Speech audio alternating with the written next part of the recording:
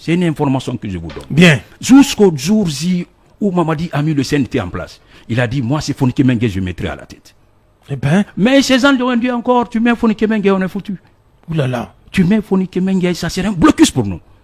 Donc, c'est ce qui est en train de se passer. Mamadi, moi, il me fait pitié. Qui était autour de Dadis à l'époque, qui disait que Dadis ou la mort ou Dadis doit rester. Doit rester. Ils sont où? Dadis est dans le problème. Même au procès, on ne les voit pas. C'est pourquoi le colonel devrait... On ne les voit pas. S'inspirer du cas de Dadis, Fonike Mengue. Il a vécu ça, il est guinéen, il sait ce qui s'est passé, mais il est inerte face à tout ce qui se passe. Donc, est-ce qu'on peut le dédouaner réellement? Oui, mais on ne peut pas le dédouaner intégralement. Il doit s'inspirer vraiment du passé. C'est lui qui a dit que qu'ils ne vont pas répéter les erreurs du passé. Ouais. Oui, mais il est en train de répéter les erreurs du passé. Le jour où ça va mal se passer, ceux qui sont autour de lui en ce moment, qui disent il faut faire ça, il faut faire ça, il faut gérer cette transition avec les muscles.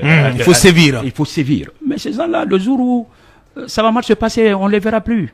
Et Mamadi sera seul.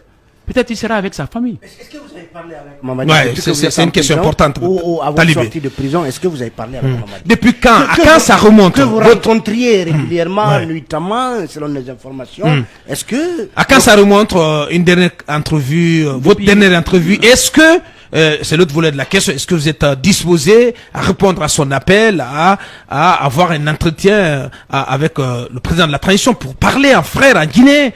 Et pour éventuellement travailler, agir ensemble à rectifier le tir et à remettre sur le bon rail cette transition. C'est ce qu'on a toujours demandé. On a toujours été preneur et demandeur du vrai dialogue. Mamadi, c'est que il n'est pas notre ennemi. Et ce qu'on a demandé, c'est pas de la mer à boire. On a dit à Mamadi, bien avant qu'on organise les toutes premières manifestations, on dit la transition n'est pas en train de bien aller. Je sais qu'il est en train de suivre cette émission. Bien. Il sait que je ne suis pas en train de mentir. On lui a dit, Monsieur le Président, il va falloir que vous mettiez en place le cadre de dialogue. Il faut qu'on commence à discuter de la conduite de la transition pour ne plus que nos différends soient gérés dans la rue. Très bien. S'il y a un cadre de dialogue qui est là, et puis vous pouvez mettre un de vos conseillers à l'époque. Nous on pensait même à un certain Lee qui est à côté de lui. Ouais, Bokarli. Bokarli qui sera là. On va discuter à chaque fois au fur et à mesure, n'est-ce pas, que la transition avance avec lui. Et à chaque fois, quand on a des positions, il va vous remonter les informations. Je dis comme ça, petit à petit, nous allons bien travailler ensemble pour la réussite de la transition. Mais à l'époque, je me rappelle encore quand j'ai dit ça à Mamadi, c'est qu'il m'a dit. Il m'a dit oui, qu'on mettra le cadre de dialogue en place. Mais d'abord, qu'il faut que ce qui est prévu pour le moment, c'est la mise en place non pas du CNT, les assises. Les assises, il dit après les assises, ça sera le cadre de dialogue. Mais vous avez vu ce qui s'est passé. Mamadi, il était vraiment animé de bonne foi de mettre ce cadre de dialogue en place. Mais ils ont dit non, c'est pas le cadre de dialogue, il faut mettre ce qu'ils ont mis à l'époque, cadre de concertation. Donc c'est des gens qui sont autour de lui. Si Mamadi veut aller comme ça, on dit non, il ne faut pas aller comme ça. Même par rapport au CNT, c'est une information que je vous donne. Bien. Jusqu'au jour où Mamadi a mis le CNT en place, il a dit moi c'est Fonike Mengue, je mettrai à la tête. Eh ben. Mais ces gens lui ont dit encore, tu mets Fonike Mengue, on est foutu. Ouh là là. Tu mets Fonike Mengue, ça serait un blocus pour nous.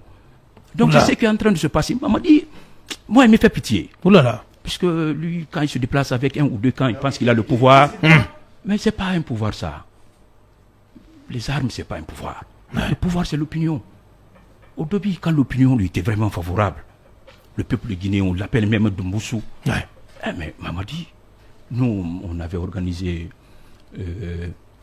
la fête, une grande cérémonie. C'était lors de la fête de l'indépendance de 2021. 21. C'est le 2 octobre 2021. Mamadi, ce jour, il est venu. Là, il a paradé dans toutes les rues de Conakry. Nos camarades même montaient sur son véhicule. C'est nous qui avons BDP. Je fais partie de la voix du peuple. La voix du peuple. À l'origine, le FNDC, c'est un peu là. C'est parti de la voix du peuple. C'est ça. Mais il était là. Tout le monde était content. Mais il ne peut plus faire ça. Il ne peut plus faire ça. Puisque lui-même, vu ses agissements ou les agissements de ceux qui sont à côté de lui, on fait qu'aujourd'hui, notre transition a une mauvaise image. Et m'a dit, vraiment, son image est ternie. Mais je pense qu'il a toujours l'occasion de refaire cette image. Il n'a qu'à faire ce qu'on appelle l'introspection. Ouais. Il sait ceux qui disent la vérité, il sait ceux qui ne disent pas la vérité. Ouais. Le jour où ça va capoter, ces gens-là... On ne le souhaite pas du tout. On ne le souhaite pas. Ouais. Ces gens-là diront, ceux qui sont en train de le pousser vers un chemin interdit de la démocratie, ce sont ces premiers-là qui viendront dire « Ah, nous lui avons conseillé, il ne nous a pas écoutés. Ouais. » Et c'est comme ça se passe. Bien. C'est comme ça s'est toujours passé. Ouais, les vérités et les confidences de Fonike Mengue, le quai du FNDC, notre invité précis du jour. Et merci de continuer de nous suivre et de réagir à cette émission. Vous aurez tout à l'heure, vers la fin, la possibilité d'adresser vos questions directement à Fonike Mengue. Oui, cabinet pour la suite. Non, je voulais juste réagir à quelque chose qu'a dit tout à l'heure Fonike Mengue en parlant de l'opinion. J'ai envie de dire que Pierre Rosanvallon a théorisé justement ce qu'il appelle la légitimité démocratique dans un bouquin qu'il a écrit. Parce qu'il dit que les élections ne doivent pas être seulement les moyens d'accession au pouvoir et qu'à un moment, lorsque l'opinion publique, la société civile vous lâche, que votre légitimité peut être remise en cause. Ce qu'il dit là, c'est important. Tout ce que doivent faire les dirigeants, il faut prendre en compte cette opinion publique-là. Il faut prendre en compte. Extrêmement importante. C'est extrêmement importante. Et c'est exactement ce qui se passe aujourd'hui en France. Quand vous prenez, par exemple, la loi sur la retraite. Mais Macron, il est lâché complètement par l'opinion publique, par la société civile, par tout le monde. Tous les Français. Et qu'aujourd'hui. Tous les Français, presque. Exactement. Étaient dans la rue, récemment. Absolument. Et Pierre Rosanvallon dit qu'à un certain moment, il faut que l'on puisse questionner la légitimité des élus lorsqu'ils sont lâchés complètement dans l'opinion et dans la société civile et de manière plus générale. Très beau commentaire. Oui,